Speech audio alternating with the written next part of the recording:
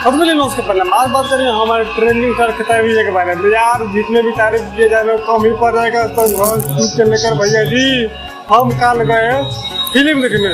गांधी जो 7वीं के रात को 9 से 12 भैया जी आप देख लीजिए दोनों वीडियो।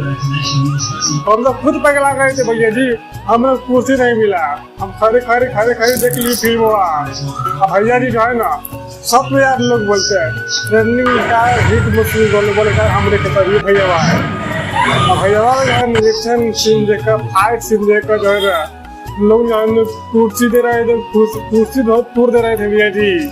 हम खुद कन्फ्यूज हो रहे भैया फिल्म देखने आए थे कुर्सी तोड़ने आया, पर यहाँ उन्होंने एक बार कहना मानता है 8 से 10 कुर्सी जो है ना पूरा टूट गया था। सेकेंड के जनता के प्यार और आशीर्वाद है और सारे जो है हमको लगता है ना तो पूरे का पूरा रिकॉर्ड तोड़ देगा फिल्म भैया जी।